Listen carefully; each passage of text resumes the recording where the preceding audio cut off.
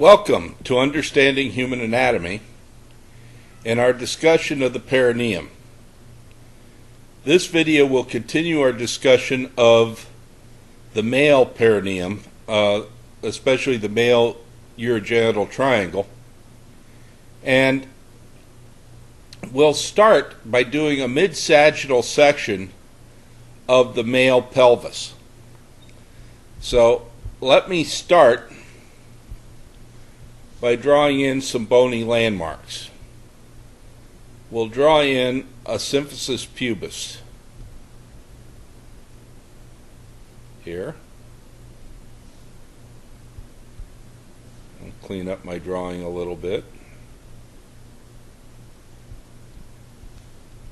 And let's color it in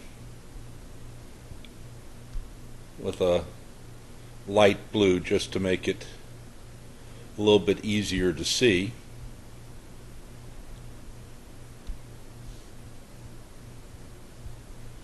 And then we'll draw in the spinal column, and I'm just going to draw it in as a continuous column, not even try and put in the individual vertebra.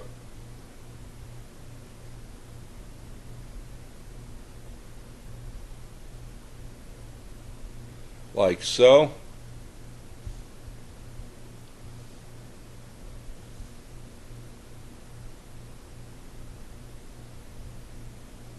And again, we'll color it in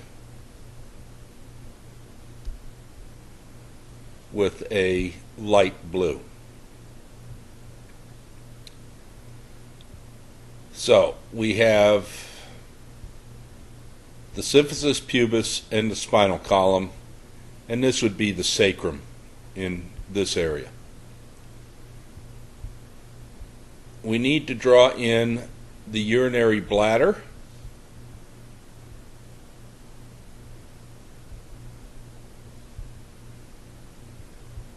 and the urinary bladder would be right in here.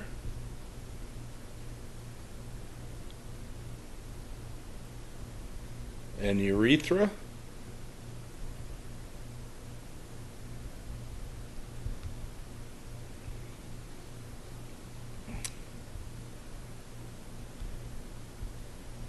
And we need the prostate in our diagram.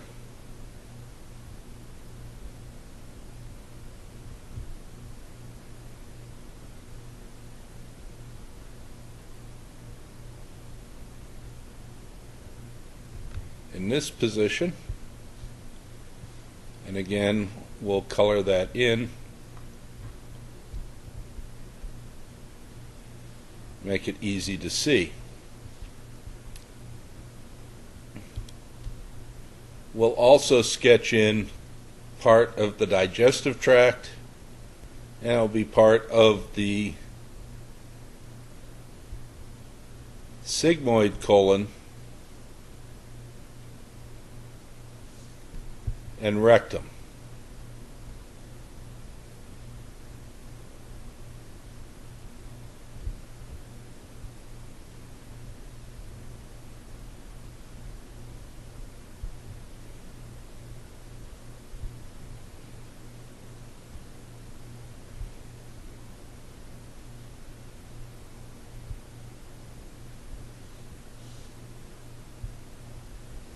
Again, let's color that in.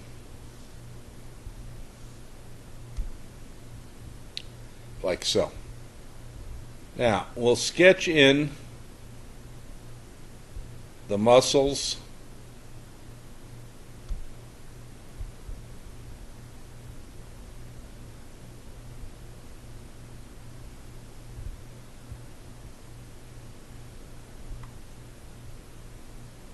of the pelvic diaphragm,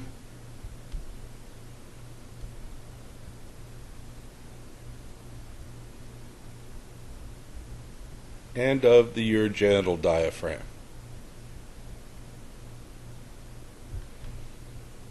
There.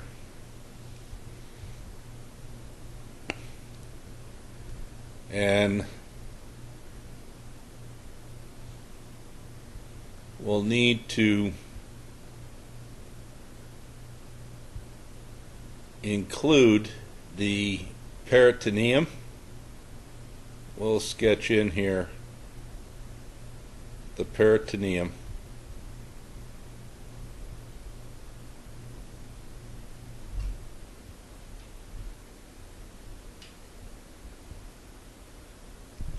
Like so.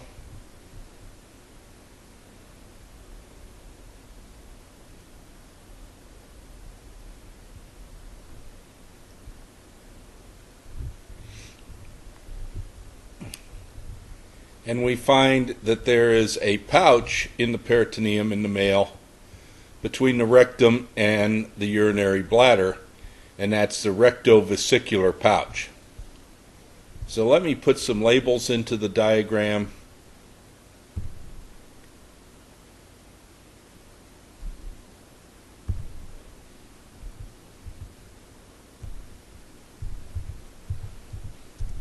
The urinary bladder,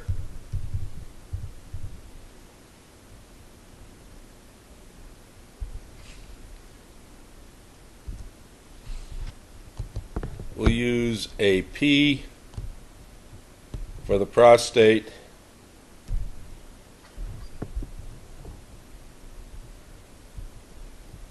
and an R for the rectum, and we will label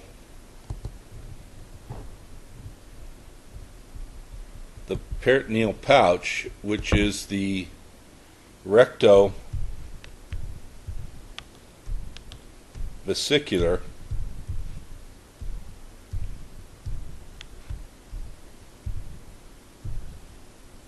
pouch.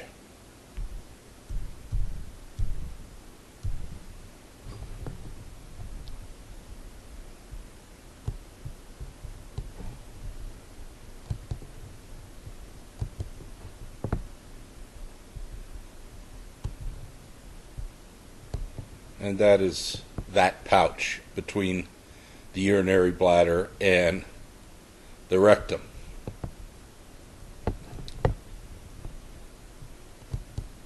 We have the pelvic diaphragm,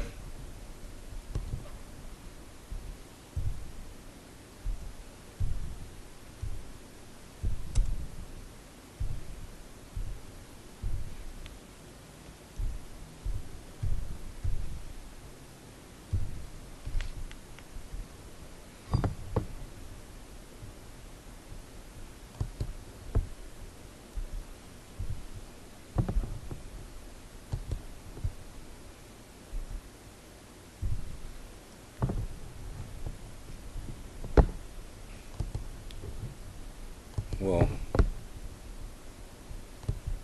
draw a line to it, and the urogenital diaphragm.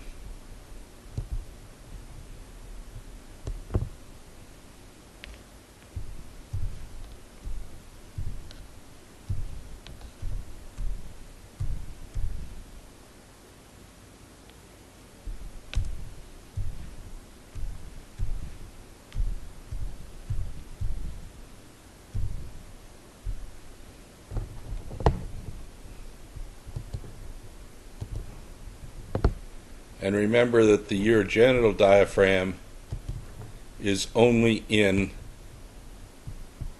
the urogenital triangle. It ends at the level of the perineal body.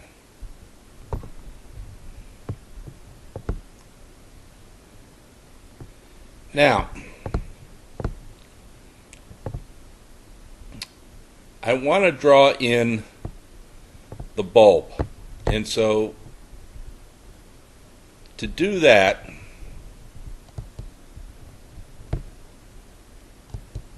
I first need to complete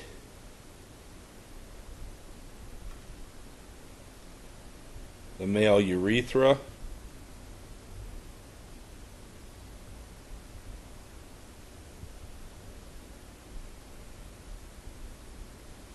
which of course runs through the corpus spongiosum.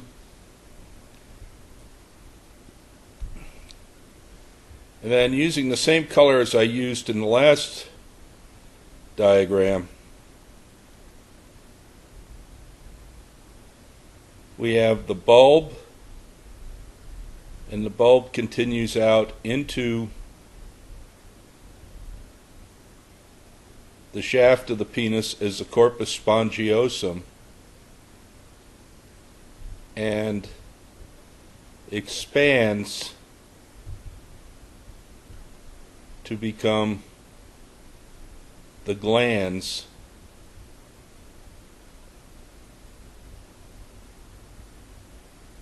of the penis. So let me color the bulb and the corpus spongiosum in our diagram. Then we need to draw in the corpora cavernosa, and since this is a mid-sagittal, what we're going to do is assume that the section goes right through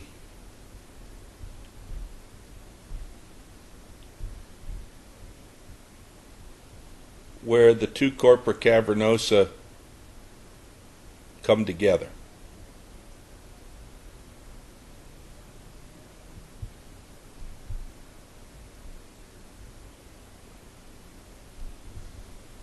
And we'll try coloring that in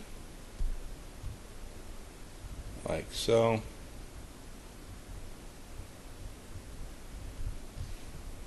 And remember, the corpora cavernosa are paired.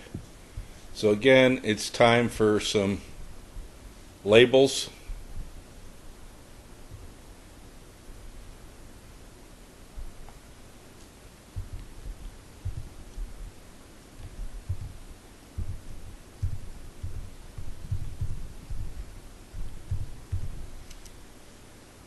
The corpora cavernosa,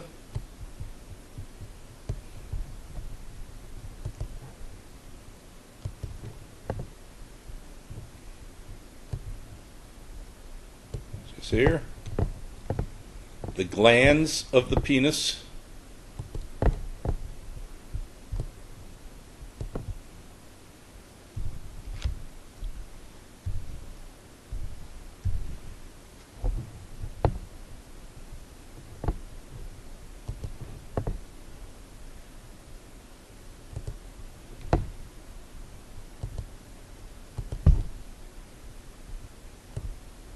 here,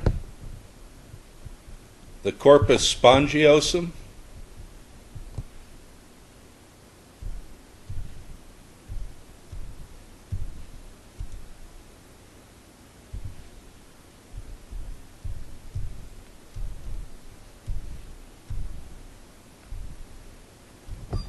in purple,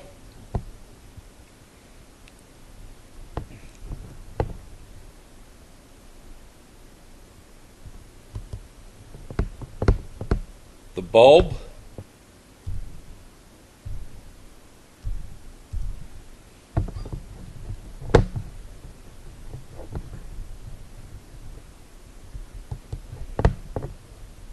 which is the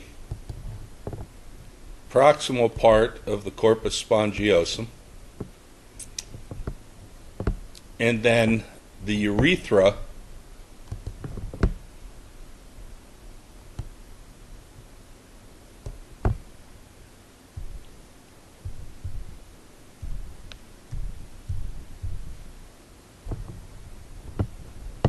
which runs through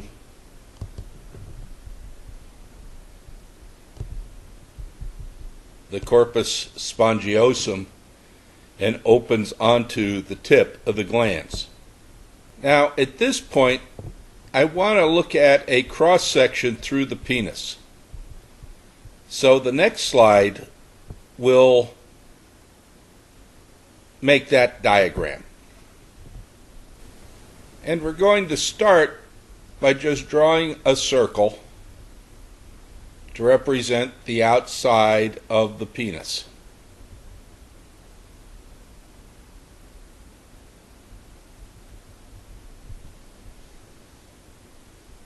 And I'll clean that up a little bit.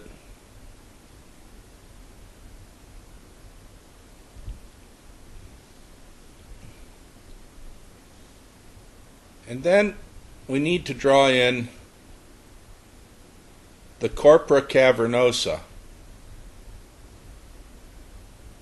which are on the dorsal side of the penis.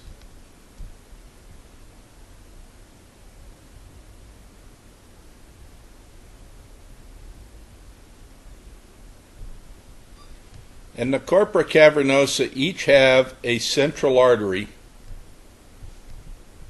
in the middle of the erectile body, and the remainder of the erectile body is made up of vascular channels, irregular vascular channels, that are fed by the central artery.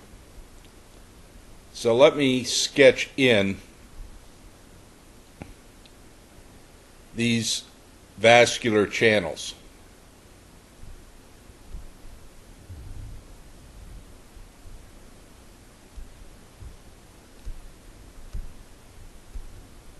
It's very much a sponge work.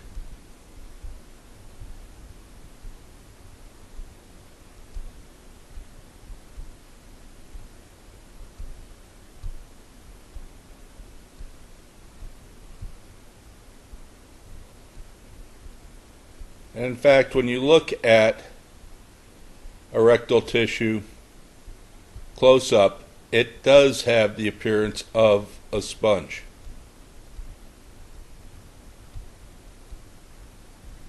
Irregular networks all interconnect.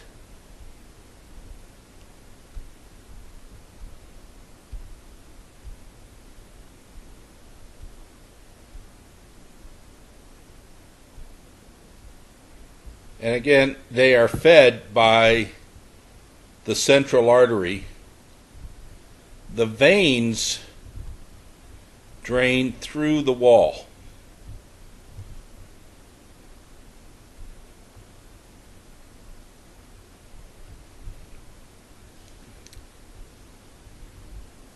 Then we'll draw in the corpus spongiosum.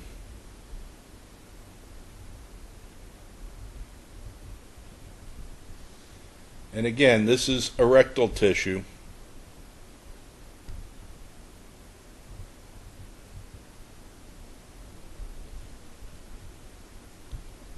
We'll put the urethra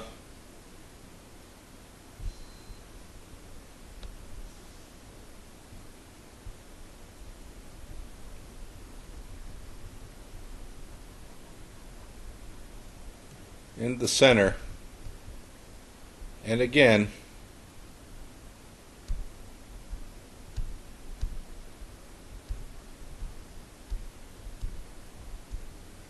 since this is erectile tissue, it'll have this sponge-like appearance.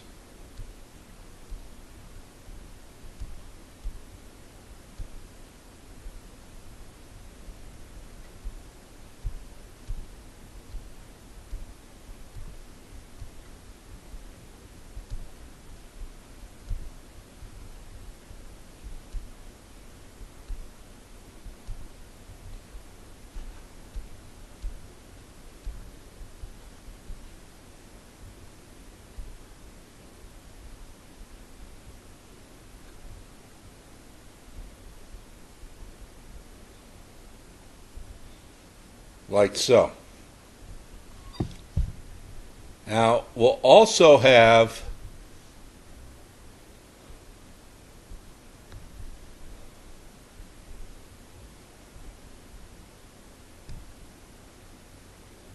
a dorsal artery and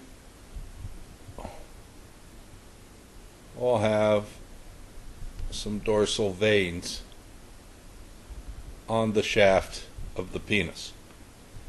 So let me put the labels on here. The corpora cavernosa,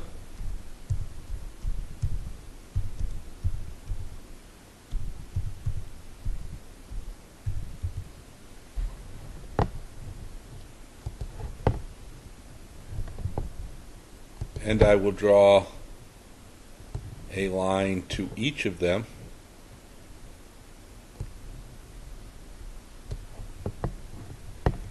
The corpus spongiosum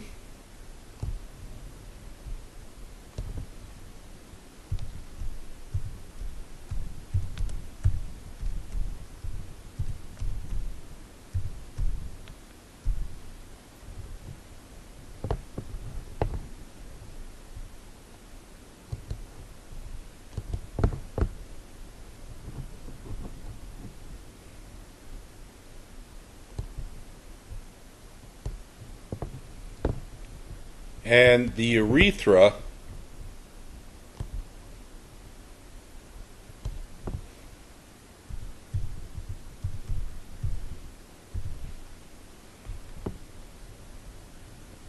in here,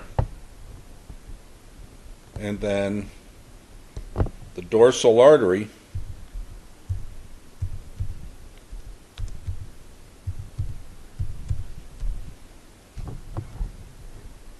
of the penis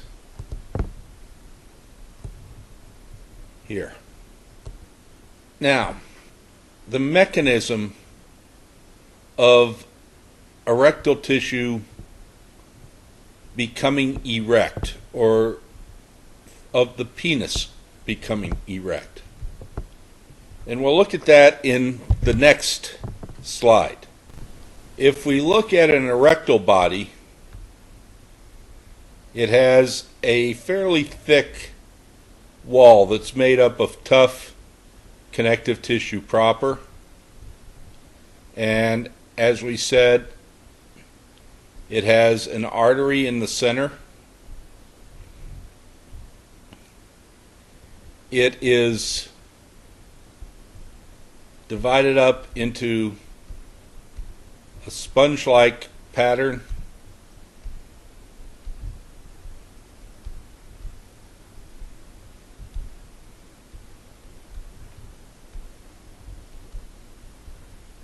Like so. And it is drained by veins that run through the wall at an angle. In other words, they don't go straight through. They go through at an angle. Put the lumen of the vein in here.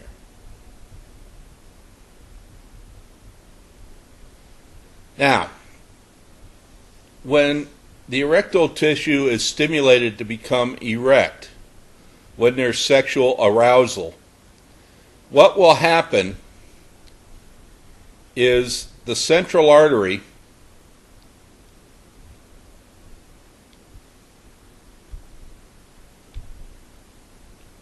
right in here, the central artery will dilate to increase blood flow into these huge blood spaces.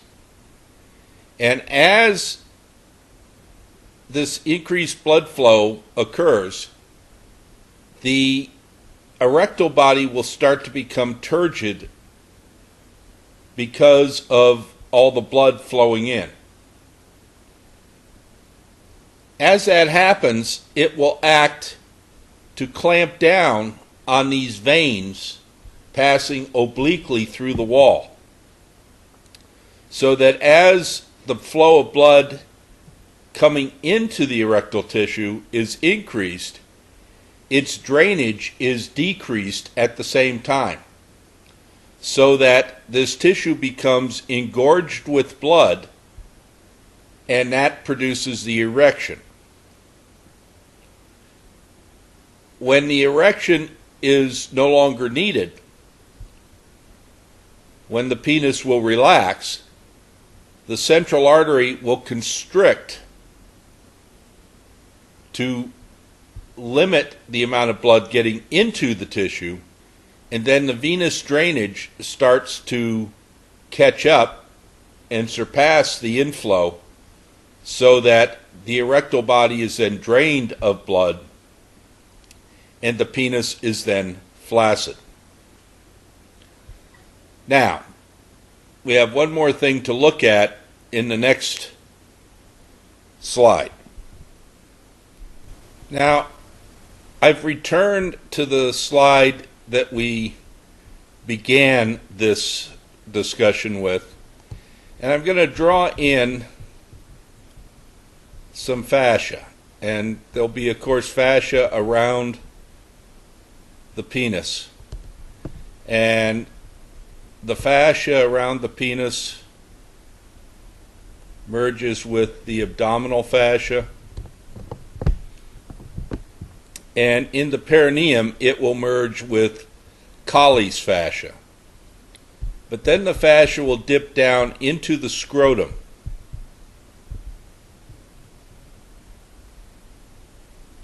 Like so. And I'm going to finish off Colles fascia here.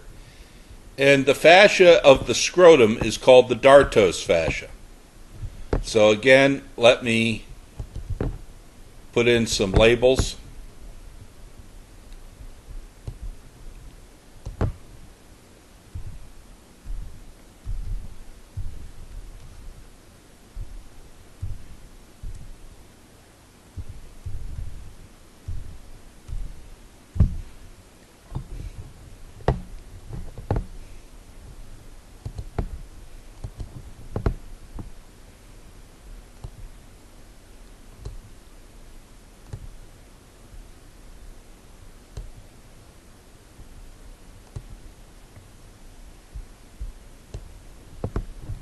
Colles fascia, which is, again, the fascia of the perineum.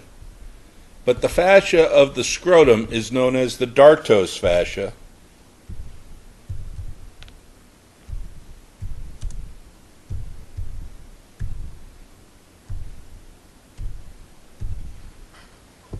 And the Dartos fascia is just a continuation of Colles fascia down into the scrotum.